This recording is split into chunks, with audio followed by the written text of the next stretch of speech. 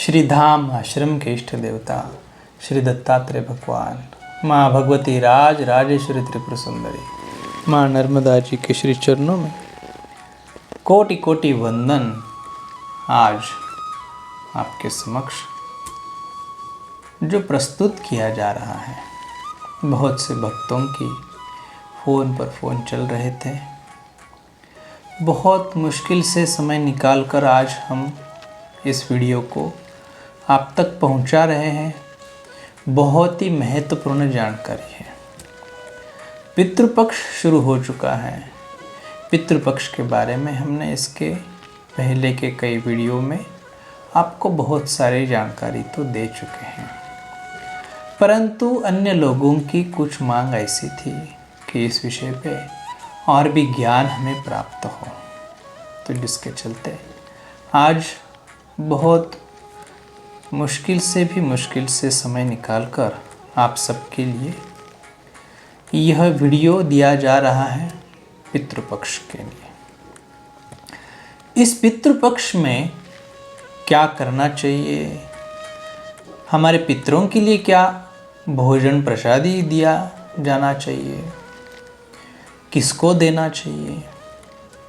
कई लोगों का कहना यह आता है कि जीते जी माता पिता को भोजन नहीं कराया, दादा दादी को भोजन नहीं कराया, उनकी सेवा नहीं किया, फिर मरने के बाद क्या कर रहे हो, ऐसे बोल के ये अंध श्रद्धा वाले जो लोग हैं, वे जो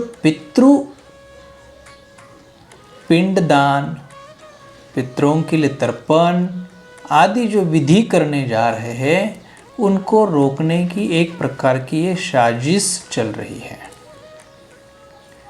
और तो और जिन लोगों का जाति भेद है, वे लोग भी इसी प्रकार के कुछ ना कुछ बहानेबाजी देकर लोगों को श्राद्ध पक्ष में, पितृपक्ष में जो विधि किए जाते हैं, पितृतर्पण तथा भोजन प्रसादी, पिंडदान आदि जो विधि कराए जाते हैं, उनको रोकने की साजिश चल रही है। अतः आप सभी लोग सावधान और सचेत हो जाइए। सबसे पहले आप जान लो, समझ लो, फिर वास्तविकता की ओर आगे बढ़ो, फिर उसके बाद मान लो। सीधा मानने की आवश्यकता नहीं है। हम बता रहे हैं इसलिए आपको मानना जरूरी नहीं है। आपको मानना कब है?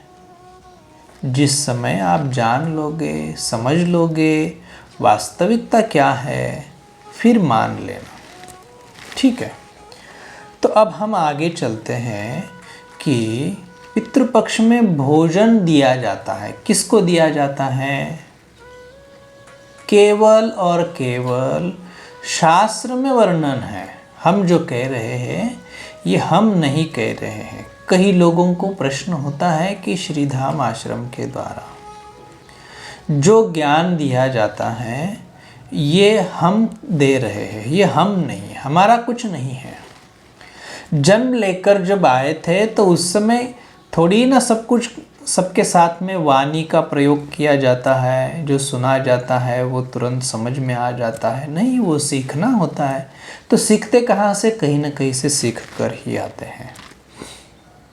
तो ये किसी की व्यक्तिगत उपज नहीं है और व्यक्तिगत ज्ञान नहीं है। जो शास्त्र सम्मत है वो हम आपके समक्ष प्रस्तुत करने जा रहे हैं।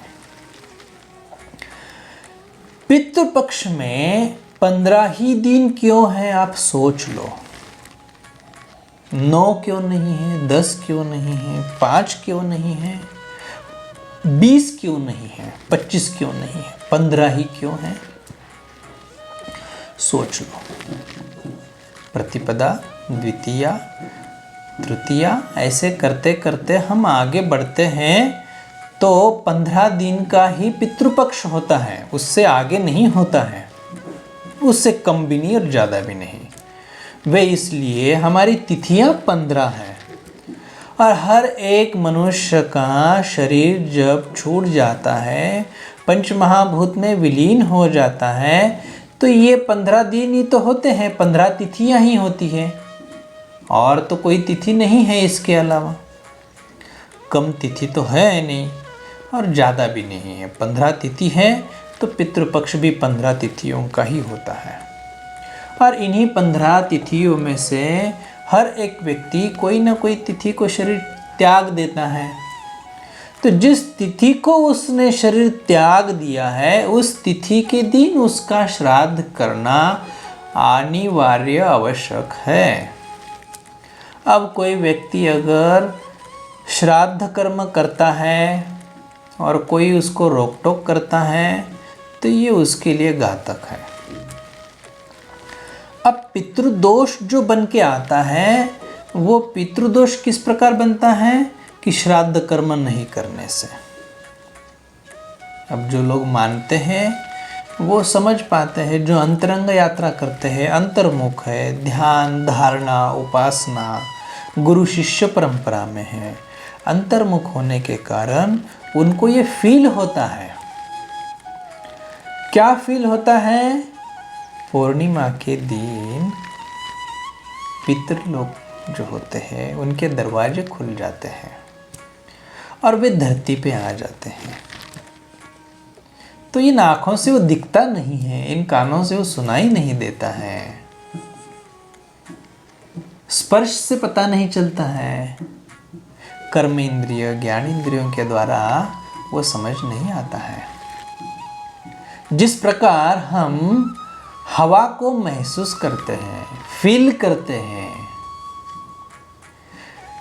घर के अंदर जो इलेक्ट्रिक बोर्ड होता है उसके अंदर इलेक्ट्रिसिटी की लाइट होती है, बिजली होती है, वो दिखाई नहीं देती।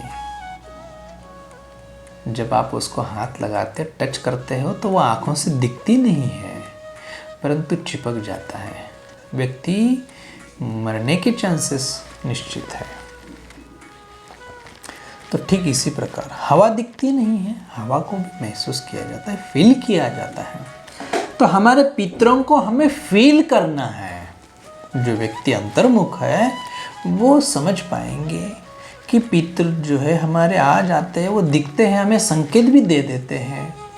फिर वो संकेत कैसे मिलते हैं कि हमें कभी न दिखने वाली घटनाएं दिखना शुरू हो जाता है, सपने आना शुरू हो जाता है, दृष्टि गोचर कोई प्राणी ऐसे दिखते हैं, सर्प दिखते हैं।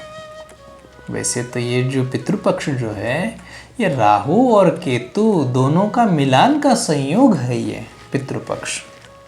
इसी समय पे राहु और केतु का बड़ा महात्म्य है। और पितृदोष जो होता है वो पत्रिका के अंदर जब देखा जाता है तो वो भी राहु और केतु के बीच में ही ग्रह आ जाते हैं, तब तो पितृदोष बन जाता है। इनका आपसी संबंध है। तो इसके लिए क्या करना चाहिए? पितृ कौन कर सकते हैं? पितृ सब लोग कर सकते हैं। श्राद्ध पक्ष में पितृतर्पण और पितृभोज ये 2 कर्म निश्चित किए जाते हैं, बहुत आवश्यक है। परंतु ये भोजन लोग सोचते हैं कि हम अनाथ आश्रम में ले जाके देकर आ जाएंगे। अरे नहीं, जिस समय आपको बीमारी हो जाती है आप डॉक्टर के पास ही जाओगे, मोची के पास जाके तो बीमारी ठीक नहीं होगी ना। तो ठीक उसी प्रकार शास्त्र में वर्णित है कि पितृपक्ष में भोजन जो है वो ब्राह्मण को ही दिया जाता है। अब ब्राह्मण को ही क्यों दिया जाता है उसका भी हम वर्णन करते हैं। और ब्राह्मण को ही भोजन देना अनिवार्य है, आवश्यक है। और किसी को अगर आप भोजन दोगे तो उन पितरों तक पहुंचते नहीं हैं। लोग बड़े बड़े भंडारे भी कर देंगे, हजारों लोगों का भोजन कराएंगे, बहुत से अनाथ आश्रम में भी भोजन प्रसादी कराएंगे, परंतु उनके पितरों तक वह भोजन नहीं पहुंचता। क्यों नहीं पहुंचता? उसका कारण है पुरुष सूक्त हमने पढ़ा है। पुरुष सूक्त के अंदर स्पष्ट रूप से लिखा हुआ है ब्राह्मणस्य मुखमासीत। इसका अर्थ क्या है कि इस ब्रह्मांड में जिस सृष्टि में हम रह रहे हैं, हमारा हर एक मनुष्यों का, प्राणी जाति का जो वास है, उसको एक विराट पुरुष कहा गया है। ये शास्त्रवाणी है, शास्त्र वचन है, शास्त्र में वर्णित है। इस विराट पुरुष का जो मुख है वह ब्राह्मण है। फिर वो ब्राह्मण कौन सा? जातिवाद वाला ब्राह्मण नहीं, ब्रह्म ज्ञान जानने वाला ब्राह्मण। जो सूर्य गायत्री का जाप करता है वो ब्राह्मण, नित्य सूर्य गायत्री का जाप। अब जो ब्राह्मण भोज जो दिया जाता है, ब्राह्मण भोज क्यों बताया गया? पितरों के लिए, ताकि पितरों की कहीं ना कहीं इच्छाएं अपूर्ण हैं और वो पूर्ण करने के लिए वो हमें संकेत दे देते हैं, सचेत करते हैं। अगर हम लोग जागृत अवस्था में हैं तो हमें बाह्य रंग यात्रा में वो समझ में नहीं आता। अंतरंग यात्रा में अंतर्मुख होने के बाद जो संकेत हमें देते हैं तो हम उसको समझ पाएंगे। वो हमें बताते हैं, बातें भी करते हैं, उसको हमें फील करना है। जब फील करोगे तो ये सब पता चल जाएगा हमारे पितरों की इच्छाएं क्या क्या हैं। फिर इनको भूख से भी ये तड़पते हैं, प्यासे रहते हैं, इनको जल की आवश्यकता है, भोजन की आवश्यकता है। फिर ये भोजन ब्राह्मण को ही क्यों दिया जाएगा? तो उसका रीज़न ये है कि सूर्य गायत्री का जाप करने वाला गायत्री मंत्र जो है वो क्या है?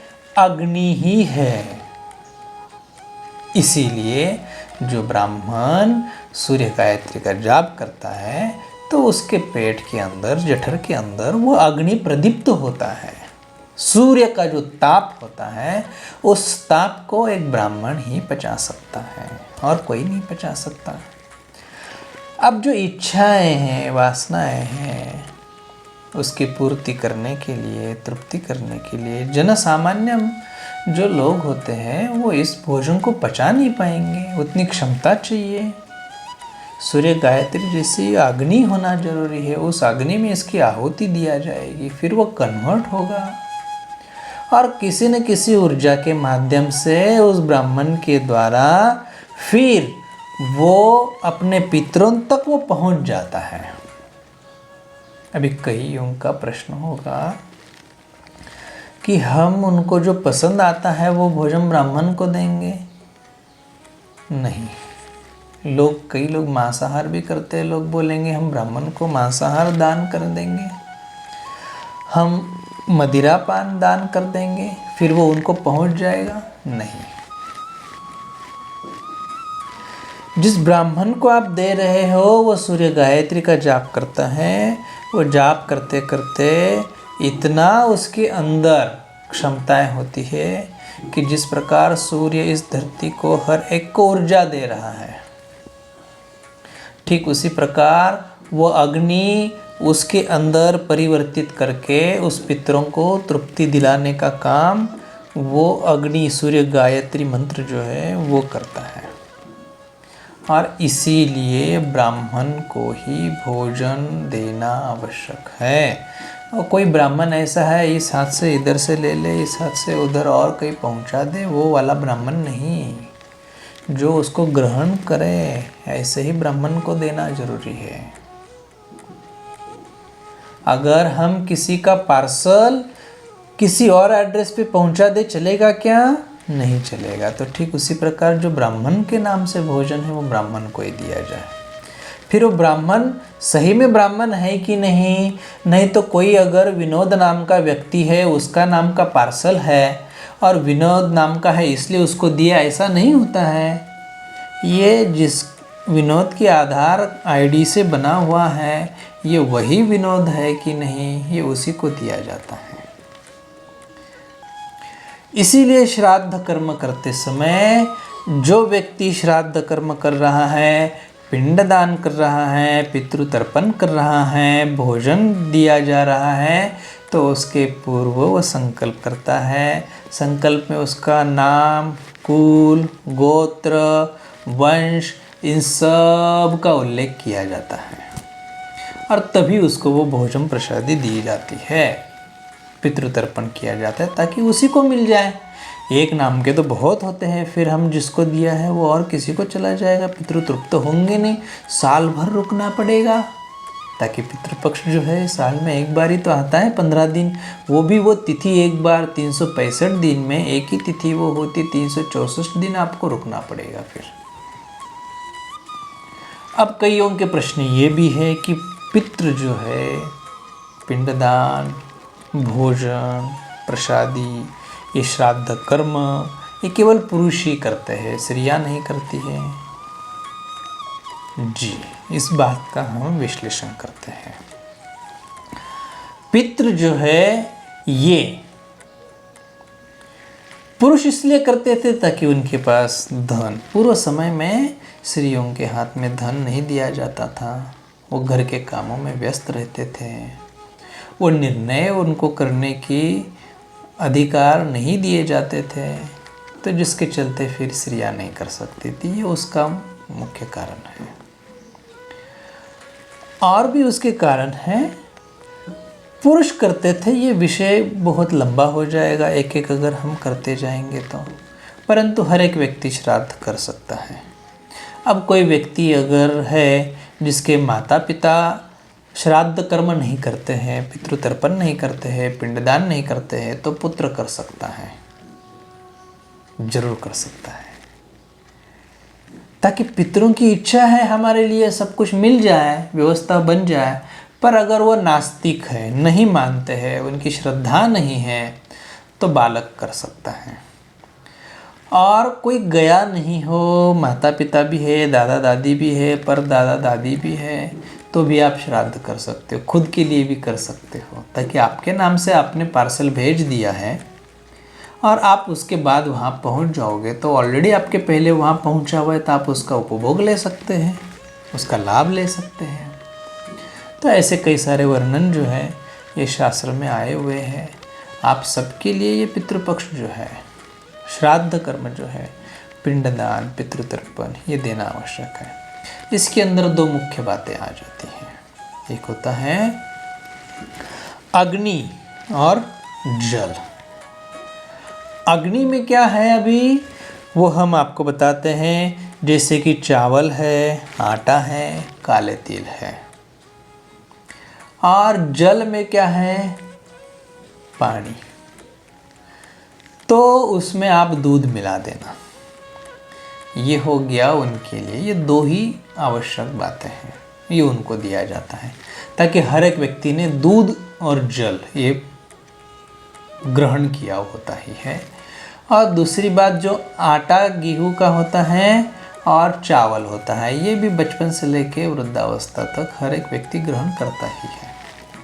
तो जिसके चलते चावल और गेहूं का आटा ये उसमें दिया जाता है। फिर इधर दूध और जल ये उनको देना आवश्यक है। ये सबसे महत्वपूर्ण बात है।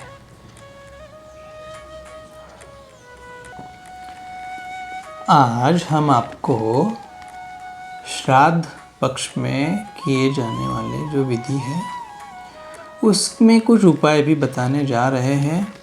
सर्वप्रथम आपको एक बात ध्यान देना है, हमारे जीवन में ऐसे कुछ प्राणी हैं कि जो हमारे दृष्टिगोचर हो जाते हैं और जो हमारे पितरों से सीधा कनेक्टेड होते हैं। ऐसे कौन हैं? एक तो सर्वप्रथम आप जानते भी हो कि कुत्ता रोने लग जाए तो लोग मान जाते हैं कि ये अशुभ है, उसको कुछ दिखाई देते हैं आत्माएं। भौंकने लग जाए तो भी लोग बोलते हैं। तो ये क्यों कहा गया? ताकि उनको वो सीधा दिख जाता है, कनेक्टेड होते हैं। फिर हम आगे चलते हैं। गौ माता, चींटियाँ, कौवा, ये सब सीधा पितरों से कनेक्टेड होते हैं। तो इनके लिए हमें क्या क्या करना चाहिए, क्या नहीं करना चाहिए, ये हम आपको अगले वीडियो में बता देते हैं। अभी वीडियो ये बहुत बड़ा भी हो रहा है, पर आपके लिए ये आवश्यक बातें हैं, ये सुनना ज़रूरी है। तो भी हम आपको अगले वीडियो में सबसे महत्वपूर्ण जो उपाय हैं वो उपाय बताने जा रहे हैं। आप इसी श्री धाम आश्रम के YouTube चैनल पे बने रहिए और अगला वीडियो जो है वो आपको देखना है, जिसमें आपको देखने के लिए मिलेगा कि हमें किस प्रकार हमारे पितरों के लिए कौन से कर्म करना चाहिए, क्या करना चाहिए, वो सब आपको विधि बताए जाएंगे।